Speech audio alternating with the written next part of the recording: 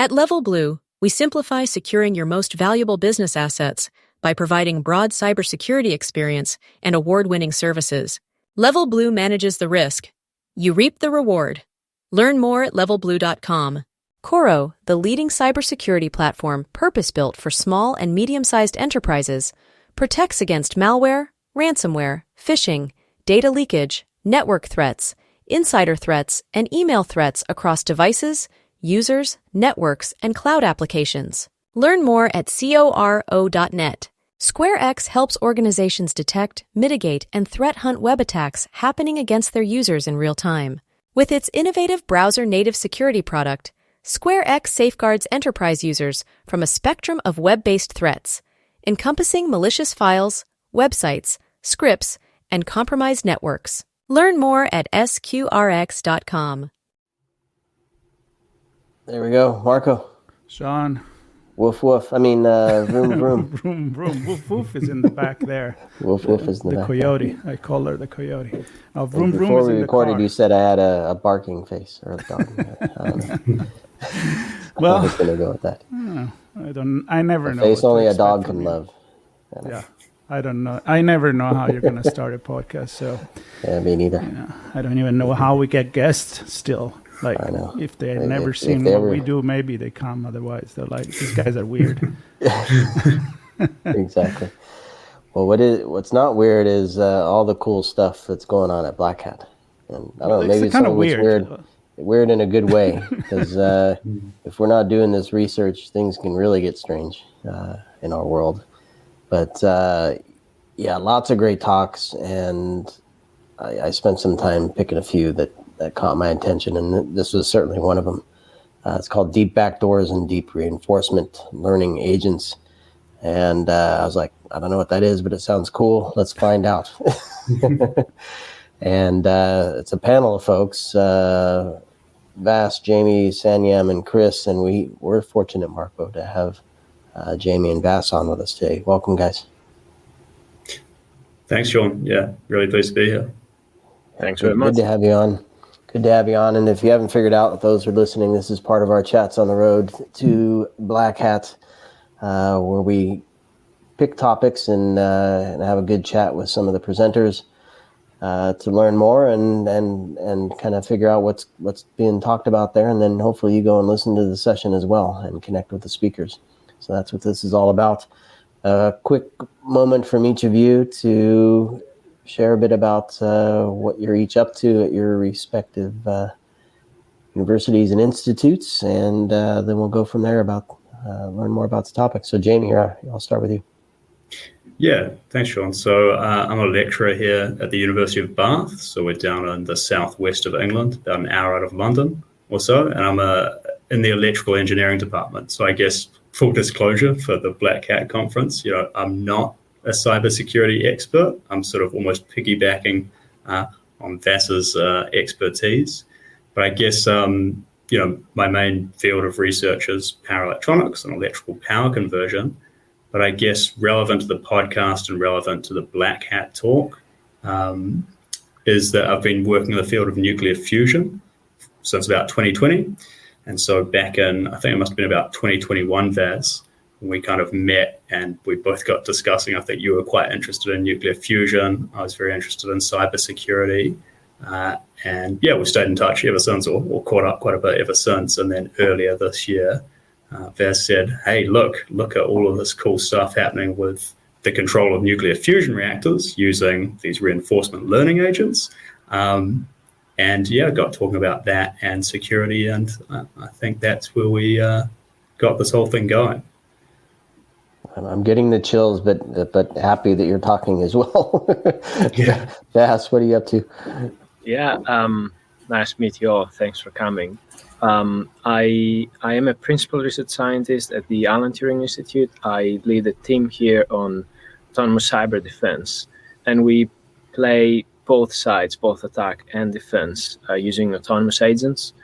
And as a result, we also care about the security and robustness of those agents, because now we're introducing machine learning into cybersecurity. So these models become part of the attack surface. So we started looking into their security, and this is how we discovered that reinforcement learning was actually pretty vulnerable to backdoors as we've seen them in software. All right, so like I said, when I joined, before we start recording, my head, it's already exploding. Like Jamie, I am not a cybersecurity person. I've been piggybacking on Sean for the past 15 years on this, but I look at society and technology. And I want to start with the application that you already went there, fusion, driving healthcare, and maybe for people listening that may not know as much as you do for sure, what is actually deep reinforcement learning, and an overview of how it's already being used. Any of you? Yeah. So reinforcement learning, and I'll get later to the deep part, is a machine learning paradigm that is a bit less common. So when we're talking about language models or models that recognize objects in pictures, this is usually either supervised or unsupervised. In simple terms, it means that there is a data set to learn from. Now, the real world usually doesn't have data sets about lots of things. There are some things we have good data sets for, but in most cases, we have systems we interact with, and there's no data set. It's just experience that you learn through. Now, reinforcement learning is doing exactly that. You get to interact with a system, whatever this is. This can be a vehicle in a simulation, a drone in a simulation, or in the real world, but usually we use simulations because it's faster and you can parallelize training. It can be games, board games, for example, can be lots of things. And you learn what's a good strategy to follow in those games, in that case, through trial and error and playing lots of what's called episodes. This is the reinforcement learning paradigm. There is no data set to learn from, but there is an environment to experiment with. And this is pulling, if we look at something like a car, this is pulling data from sensors and hubs and controllers and buses and all that stuff, right? And the cloud, user stuff, I don't know, whatever. Exactly. So the way it learns is without anthropomorphizing. It's very similar to what humans do. So you take an action and you observe what effect this action had to the environment.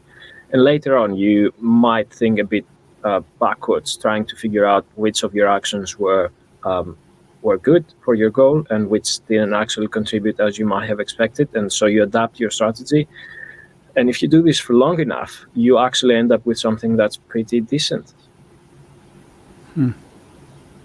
Cool, scary. So, so maybe describe the cyber environment, because we have had two chats already where one was very policy oriented on measuring national cybersecurity strategies. So not much tech stack to evaluate there, but maybe I don't know, we'll leave that one there for a second. The other is more around, measuring how well programs work. And then I just had another conversation that's coming from B-Sides, actually, looking at metrics of incident response. And so I don't know where your environment sits and what the learning is evaluating in terms of cybersecurity. Can you kind of give us an overview of that? Because there's a lot to consider, right? Yeah, absolutely. As a side note, because I promised earlier and then I didn't deliver, when we're talking about deep reinforcement learning, it refers to reinforcement learning based on neural networks, deep neural networks to be precise. There are other ways you can do reinforcement learning using more traditional statistical techniques, but I would say that every capable reinforcement learning model nowadays is using deep neural networks. So it's almost an unnecessary detail specifying that it's deep. In most cases, 99% of the case, it is deep. Going back to your question now, my team here at the Turing is actually focused, as I said, on autonomous cyber defense, and this means we work a lot with digital environments. This includes both systems and networks, computer networks. And the goal in those cases is, assuming you have an intrusion, this can be some scripted attack. It can be a human adversary actually trying to exploit your services and traverse your network, escalating their access.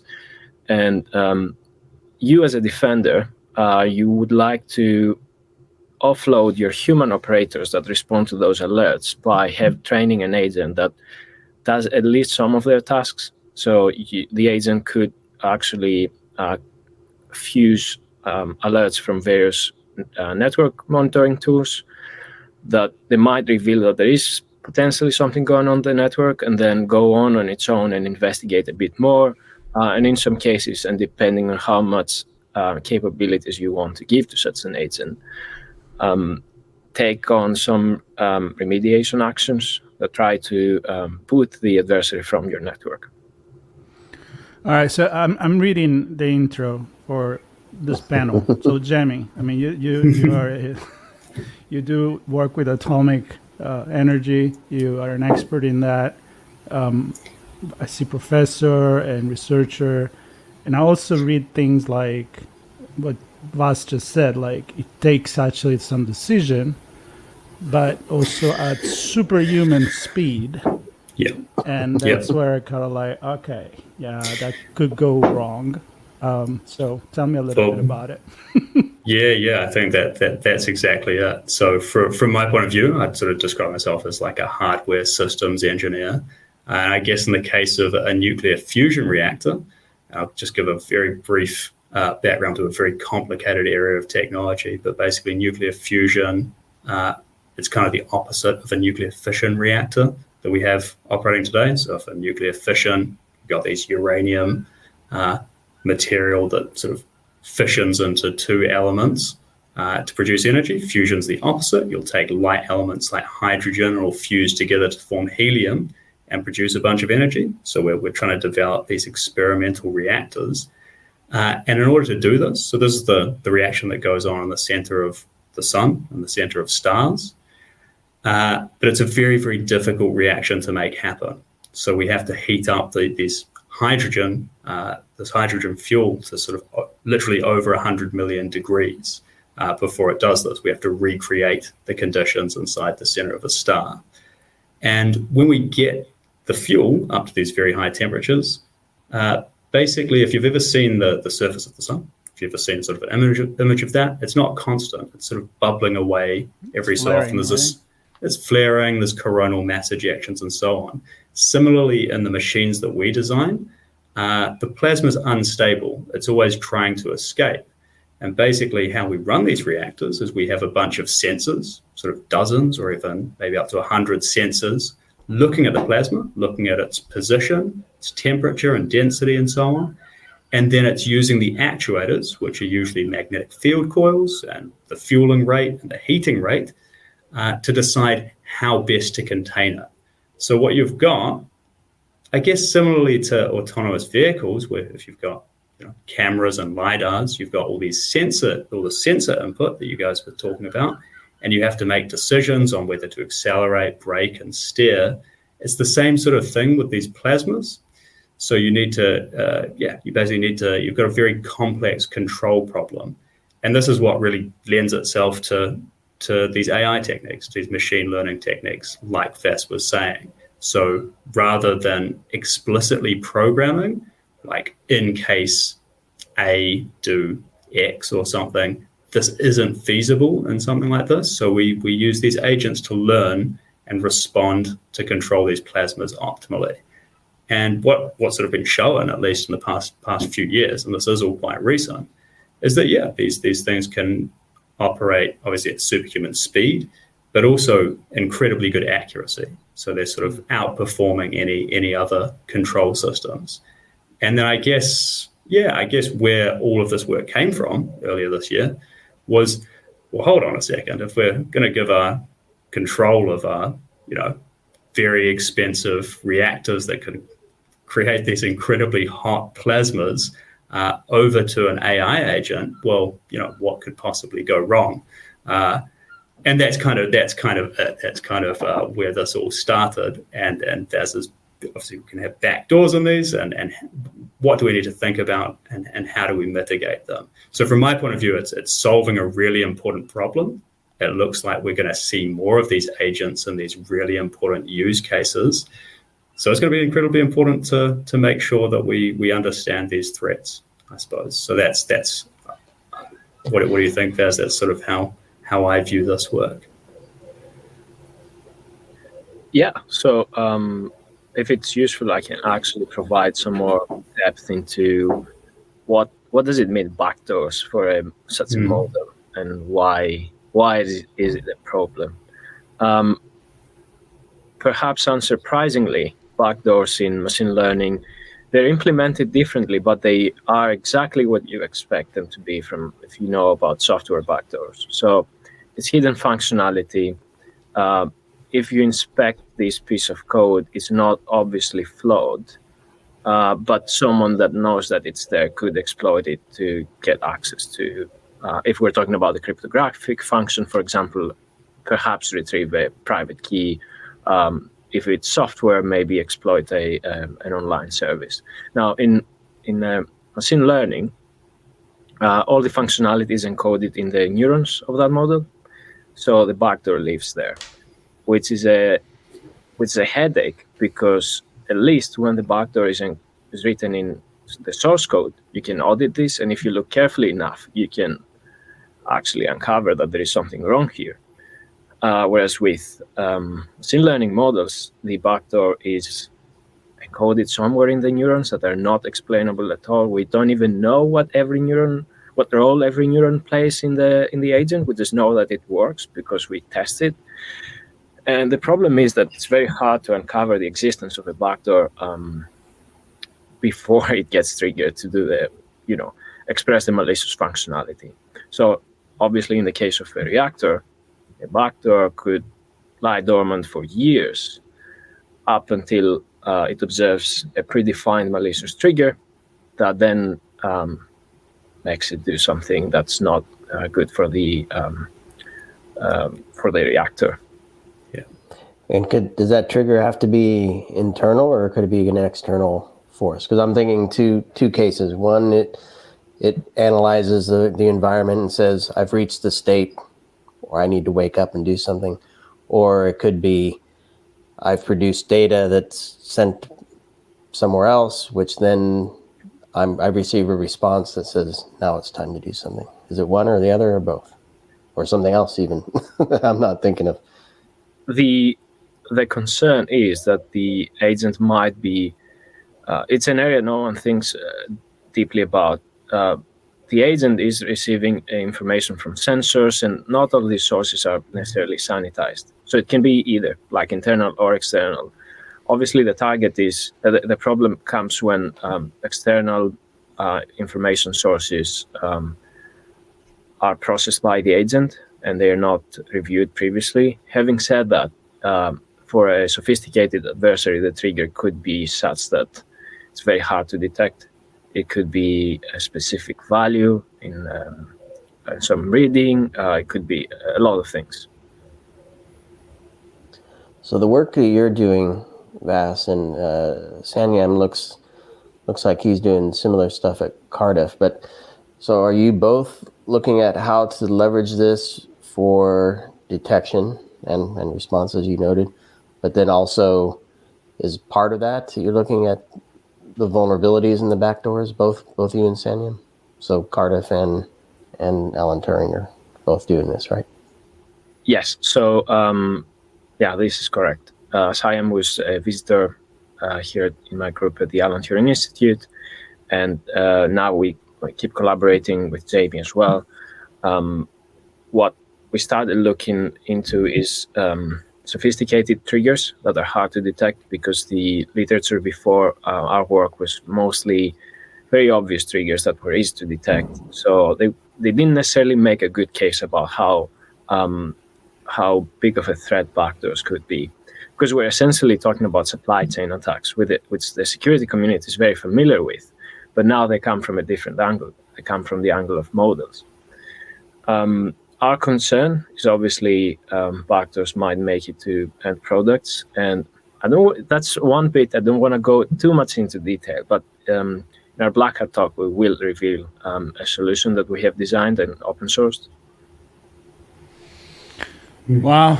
My head is going there. But I mean, the fact is that the where I focus is the word agent, like, because agent is when actually it takes action, right? So it does it in a way that it believes like a human, right? Like I believe I'm taking the right action, but a human can screw up, and so can an agent.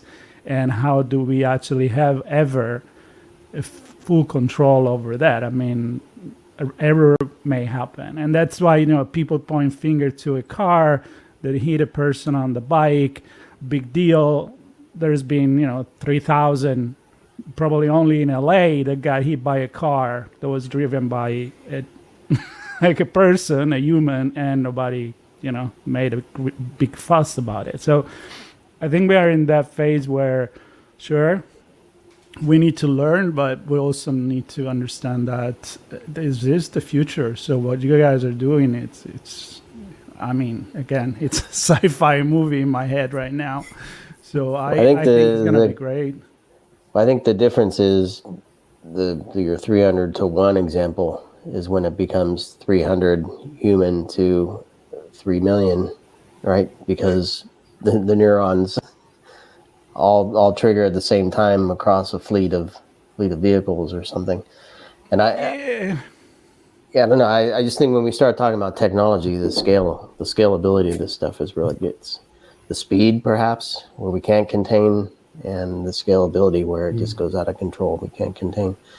And I don't know, Jamie, if you have any, I can visualize perhaps what happens if you can contain the field there, right? But yeah, indeed. So something you can describe.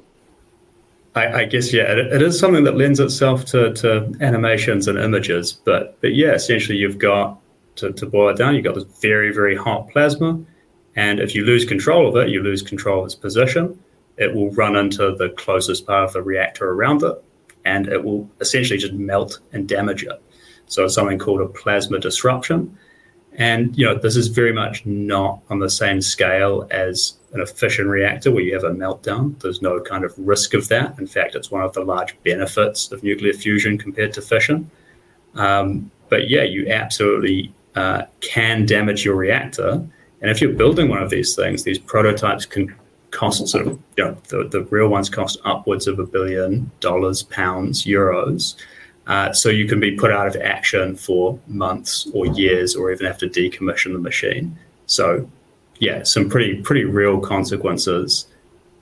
And I guess this kind of gets to the point of, if we're going to give control over these important applications, from autonomous vehicles to fusion reactors to anything else in the real world, we better really understand the consequences. Of course. Well, I'm coming to the presentation, which will be Wednesday, August 7th at 2:30 p.m. to 3 p.m. at the South Sea AB Level 3. Of course, you don't have to remember this. We will write it in the note, and it will be, of course, and is already on the blackhat.com website. I want to thank you guys for this. I think that you'll have as many geeks that want to understand this stuff right there. Black Hat and everything this is the else place for it, for sure. Happening around the DEF CON, B-sides, and all of that. So I want to invite everybody to take part of this. I think it's important to understand, even if we're never regular people like us, understand as deep as you are, but I think it's important to make our voice heard anyway in our society, and at least understand the gist of it. So impressive. Sean will be there, and absolutely. I encourage everybody to. We will let them know. That's why we're going to cover and share all this information before, during, and after Black Hat. So, Jamie, Vas, thank you so much. We'll see you in Las Vegas. Great. Thanks, guys. Yeah, can't wait. Appreciate you doing this work, and more importantly, sharing it with folks. And I'm excited to learn about the open source stuff that you put together, so people can check that out too. So you get that at the session. Safe journey to both of you and your two counterparts or co-presenters. And we'll see you all in Vegas shortly. Thanks, everybody. Well, then, thanks, guys. You. See you in Vegas. Cheers. Coro, the leading cybersecurity platform purpose-built for small and medium-sized enterprises, protects against malware, ransomware, phishing, data leakage, network threats, insider threats, and email threats across devices, users, networks, and cloud applications. Learn more at coro.net. SquareX helps organizations detect, mitigate, and threat hunt web attacks happening against their users in real time. With its innovative browser-native security product, SquareX safeguards enterprise users from a spectrum of web-based threats, encompassing malicious files, websites, scripts, and compromised networks. Learn more at sqrx.com. At Level Blue, we simplify securing your most valuable business assets by providing broad cybersecurity experience and award-winning services. Level Blue manages the risk. You reap the reward. Learn more at levelblue.com.